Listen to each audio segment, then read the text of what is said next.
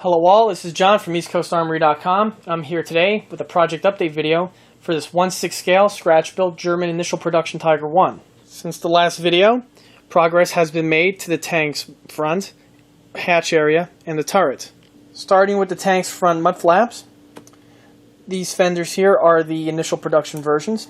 What signifies them from the later production versions is that the initial production versions were made out of one piece of German diamond plate, as opposed to the later production units, which were comprised of flat plate and had a small hinged flap here that would fold upward for when the tank was to be transported.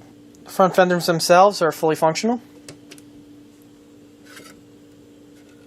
They are both hinged.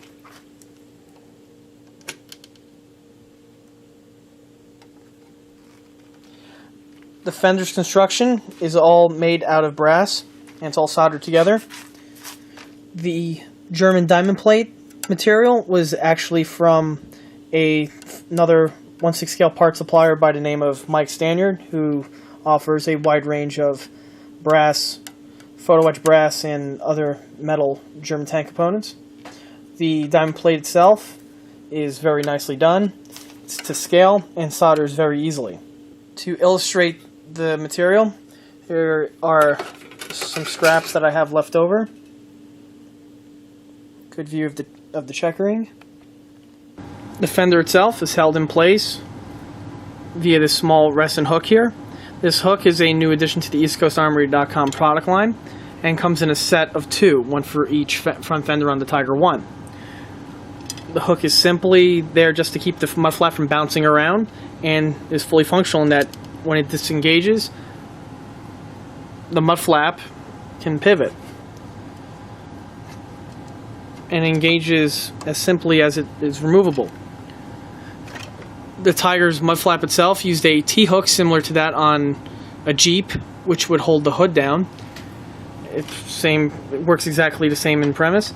And on the later production Tigers, there was a small groove cut into the fender, which would help the hook slide in a lot easier.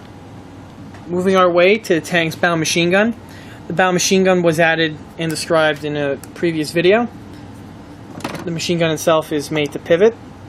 One new addition to the EastCoastArmory.com product line, though, is the mounts here for the tank's tarpaulin cover or for the Snorkel cover cap. As what was discussed in a previous video, the Tiger had forwarding capabilities. When the Tiger would forward, a tubular snorkel would be added to the tank's rear engine deck, which is also described in another video.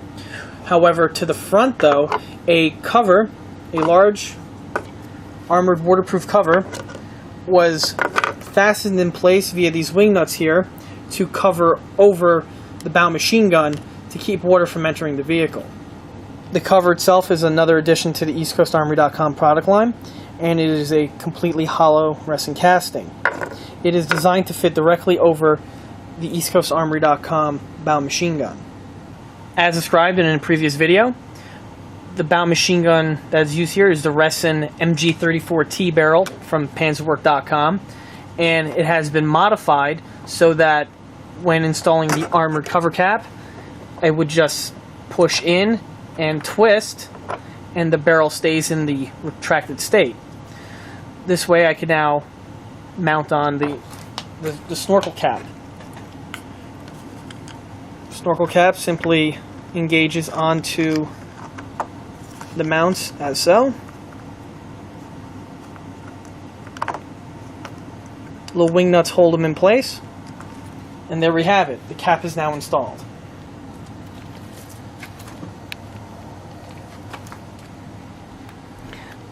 The cap, combined with the snorkel in the back, gives the model a very unique feature in that it can be displayed as both as a regular Tiger 1 or as in the snorkeling mode. Along, we have completed the welds on the side of the hull and on the top deck.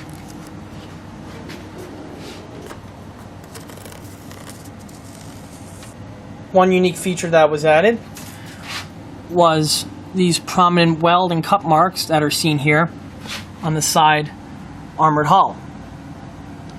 These marks are on both sides of the vehicle, and I am unsure of what their purpose is for. However, I do know that on later production units of the Tiger 1, they were completely omitted. Here go the same welds on the reverse side of the model. Moving our way to the front of the vehicle, the bow hatches have been added, as well as the front air blower. The hatches themselves are from panzerwerk.com and are Resin hop-up kit, and they are very well detailed. The hatches are designed to be functional, and all of their interior detailing is present, including the rubber O-ring and the internal portion of the periscope. The Panzerwerk kit does not include the exterior portion of the periscope and the periscope guard.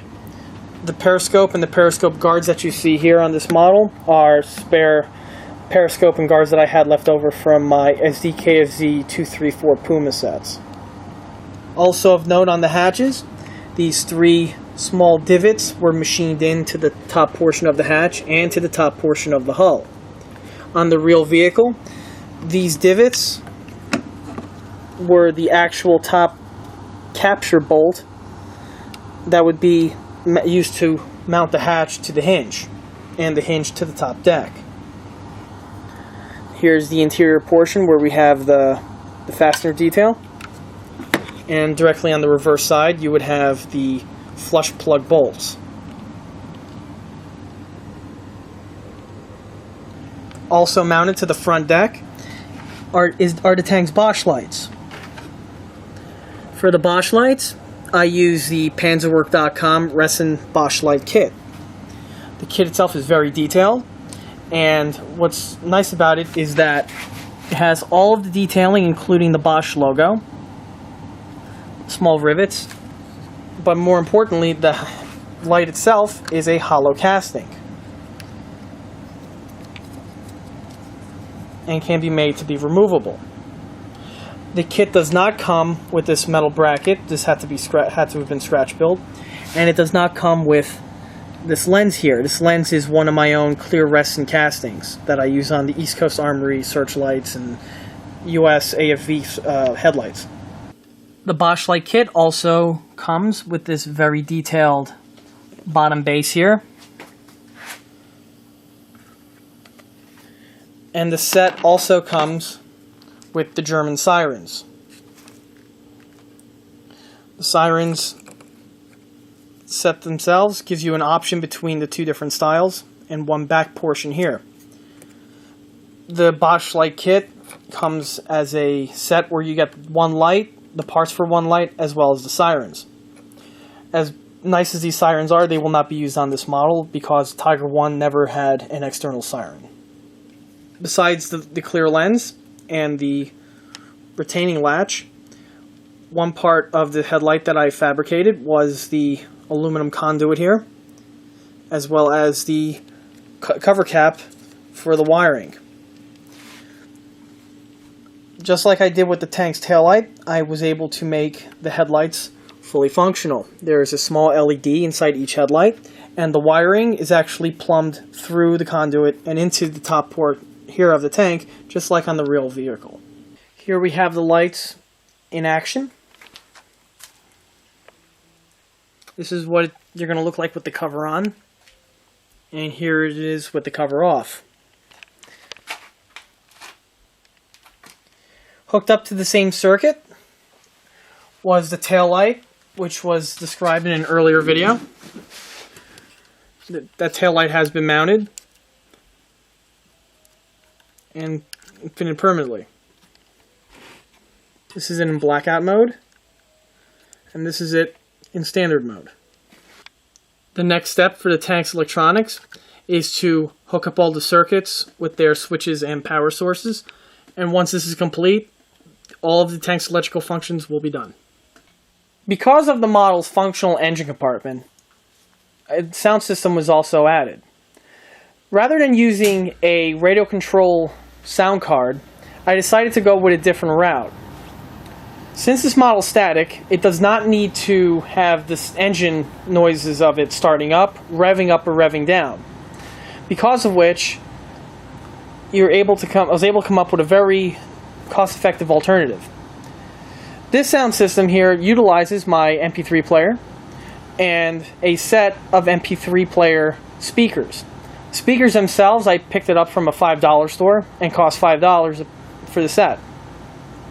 Speakers were mounted on the inside of the model, as illustrated here. Are mounted directly behind the firewall and are directly below the model's grillwork here.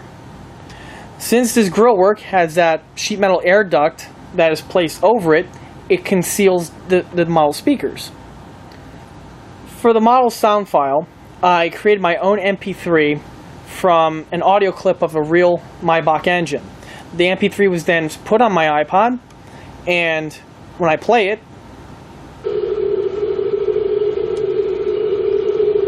it is set to idle. This, combined with all the other engine compartment functions, gives for a very unique feature.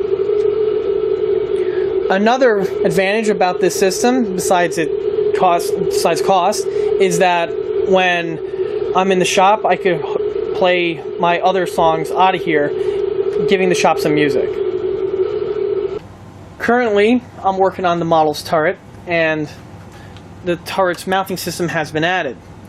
The small ring that you see here is just a slide ring, and it keeps the turret from directly contacting the tank's upper hull, and also gives it that little bit of a lift that's required as per the real vehicle. This bar here is the turret locking bar. It's a very simple system in that the bar is bolted to the top deck. Its fasteners are countersunk and concealed, and in the center of the bar is a standard bolt. This bolt bolts onto the bottom portion of the turret over here.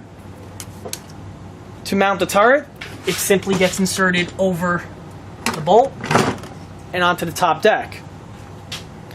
A small nut and washer will then be mounted on the interior portion, and that will mount the turret directly to the tank. What's easy about this system is that it allows the turret to rotate freely. However, it will prevent it from being removable. The turret itself is currently under construction, but has evolved heavily since the first video. As what was mentioned in the first video, turret's construction is all fiberglass resin impregnated wood with sheet metal sides. The model's bodywork has been completed on the turret. Even though these tanks were made out of rolled plate, they still had some imperfections in the steel surface. This was able to be replicated with the tank's bodywork.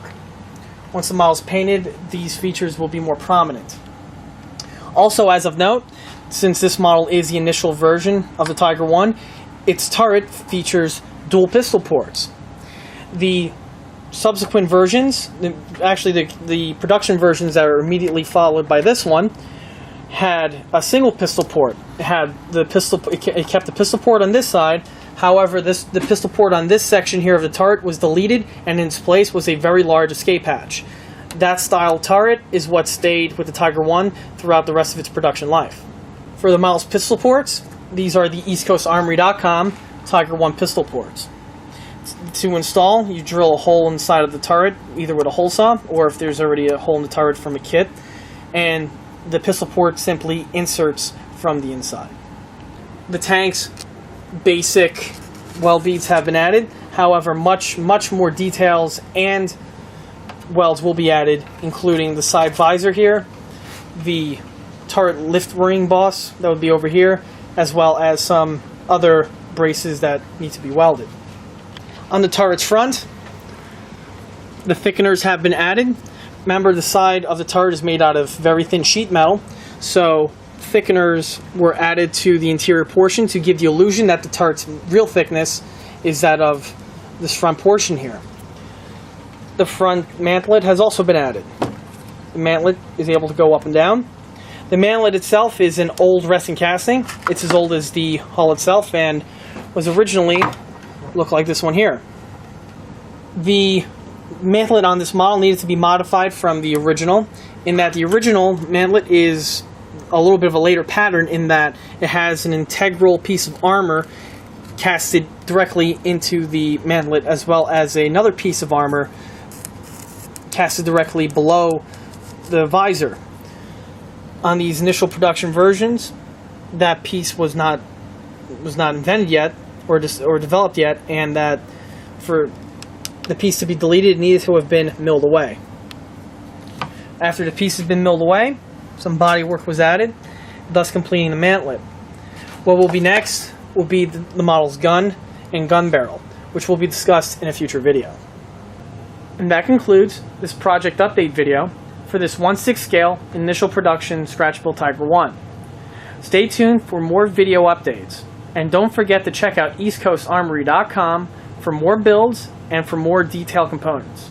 Thank you.